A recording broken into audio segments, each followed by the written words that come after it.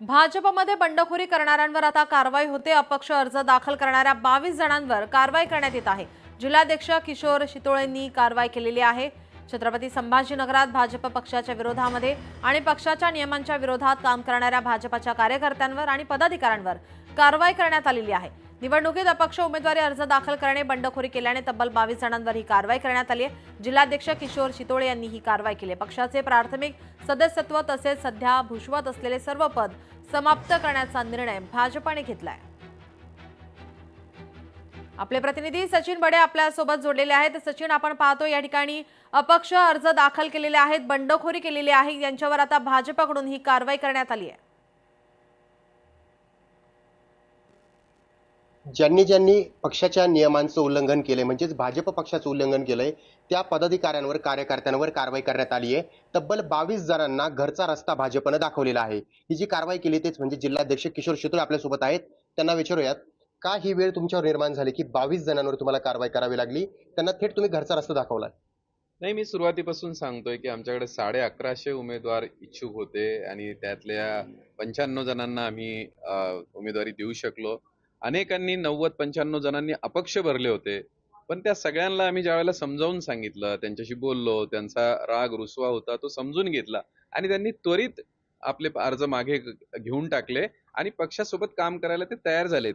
पण हे 22 जणांनी मात्र तसं ऐकलेलं नाही। ते इतर पक्षात गेले, त्यांनी तिथून उमेदवारी घेतलेली आहे आणि हे पक्ष भारतीय जनता पक्ष हा 1.5 कोटी कार्यकर्त्यांचा संघटना आहे ही मोठी, आणि याच्यामध्ये अशा 1-2 जणांनी असं काही गैरप्रकार करणं हे पक्षाच्या शिस्तीला बाधा आणणार आहे, पक्षाच्या शिस्तीला झेपणारं नाहीये। त्याच्यामुळे हे असं कोणतंही गैरवर्तन आम्ही खपवून घेणं हे निष्ठावंत कार्यकर्त्यांसाठी चांगला संदेश देणारं नव्हतं, म्हणून हे ताबडतोब आम्ही ही कारवाई केलेली आहे। बरं, दुसरं महत्वाचं म्हणजे तुम्ही ज्यांना पक्षाच्या बाहेर काढलंय त्यांना कुठेतरी पक्षात पुन्हा घेतलं जाणार आहे का? अजिबात नाही। ज्या वेळेला ते आज महानगरपालिकेची निवडणूक आहे, अतिशय महत्वाचा क्षण आहे। विकासाच्या मुद्द्यावर आपण छत्रपती संभाजीनगरला एक अतिशय चांगलं पॅनल आपण देणार आहोत। महापौर आपला निवडून आणायचा आहे, अशा वेळेला भारतीय जनता पार्टीच्या उमेदवारासमोर आपण प्रतिस्पर्धी म्हणून उभं राहणं हे पक्षाच्या शिस्तीत कसं बसतं, हे खपूनच घेतलं जाणार नाही। आणि हीच मंडळी मग बाहेर सांगत फिरतात की नाही नाही, मला तर पाठिंबा आहे, मला आतून पाठिंबा आहे, आणि ते संभ्रम निर्माण करतात।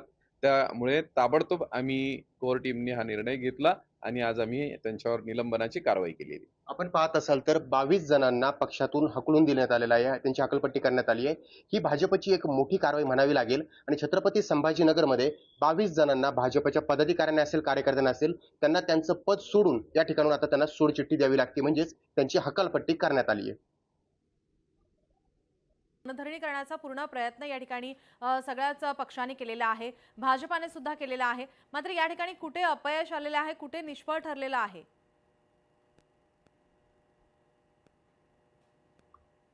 आतापर्यंत भाजपचा जो रेशो पाहतो आपण, जो आकडा पाहतोय, ज्यामध्ये नाराजांची फौज भली मोठी होती, भला मोठा आकडा त्यांच्याकडे होता। मात्र नाराजांना कुठंतरी सकारात्मकतेनं त्यांची नाराजी दूर करण्यामध्ये भाजप 95% यशस्वी झाल्याची माहिती भाजपचे मंत्री अतुल सावे यांनी दिली आहे। तर दुसरीकडे आपल्यासोबत जिल्हाध्यक्ष आहेत, ज्यांनी ही जबाबदारी स्वतःवर घेतलेली होती, जी नाराजांना दूर करण्याची। काय सांगाल, नाराजांचा देखील मोठा आकडा होता, मग तुम्ही त्यात किती यशस्वी झालात आणि त्यानंतर 22 जणांवर कारवाई करण्यात आली? कारण टोटल आकडा किती होता जो नाराजांचा होता आणि 22 जणांवर तुम्ही कारवाई केली? नाही बघा, 95 जणांनी अर्ज भरलेले होते। आम्ही अतिशय चांगली एक रचना तयार केली। पदाधिकारी आमचे जे ज्येष्ठ आहेत, शिरीष बोराळकर असतील, बापू गडामुळे असतील, प्रशांत देसरडा असतील, मंगरुळे साहेब असतील, माननीय सावे साहेब, केनेकर साहेब, डॉक्टर कराड साहेब, ह्या सगळ्यांची एक टीम होती। या टीमने या इच्छुकांकडे जाऊन ज्यांनी अर्ज भरले होते त्यांचं समजून घेतलं, ऐकून घेतलं। त्यांची नाराजी होती आणि त्यात काही गैर नव्हतं की मला तिकीट मिळालं पाहिजे हे वाटणं, त्यांनी हट्ट करणं हे अगदीच रास्त आहे। पण त्याचं काहीतरी म्हणणं असतं आणि ते म्हणणं ऐकण्याची व्यवस्था भारतीय जनता पार्टीमध्ये आहे। ह्या सगळ्या ज्येष्ठ नेत्यांनी ज्यावेळेला आम्ही प्रत्येकाच्या घरी गेलो, बोललो, त्यावेळेला त्याचं जे काही म्हणणं आहे ते ऐकल्यावर तो पण शांत झाला आणि त्यांनी वचन दिलं की मी भाजपचा एकनिष्ठ कार्यकर्ता आहे, जो उमेदवार दिला असेल तो मी कमळ समजून मी त्याच्यासोबत काम करेन आणि पक्षाच्या हिताला बाधा येणारं कोणतंही गैरवर्तन करणार नाही। आणि तो आज गेले 2 दिवसांपासून तो कामामध्ये लागलेला आहे। आता आमच्या जर प्रचार सभा, प्रचार कार्यालयांचे उद्घाटन, या सगळे जर तुम्ही पाहिलं तर ही एक जोरात यंत्रणा आमची कामाला लागलेली आहे. आपण पाहत असाल तर यांनी असं सांगितलंय की बरेच जण नाराज होते, आम्ही त्यांना कुठंतरी नाराजी दूर करण्यामध्ये यशस्वी झालेलो आहोत. प्रचाराला देखील सुरुवात झालेली आहे. मात्र नाराजांची जी फौज होती ती भली मोठी होती. त्यांनी त्यांचं आक्रमक स्वरूप देखील दाखवलं. मात्र भाजपच्या या कार्यकर्त्यांनी, पदाधिकाऱ्यांनी प्रत्येकाने जबाबदारी वाटून घेतलेली होती, ती म्हणजे नाराजी दूर करण्याची. त्यामध्ये त्यांना यश मिळालंय असं ते स्वतःच्या प्रतिक्रियेतून बोलून दाखवतात. जी धन्यवाद आपण दिलेल्या या सविस्तर माहितीसाठी. लोकशाही मराठी ऐका, पहा, जागरूक रहा.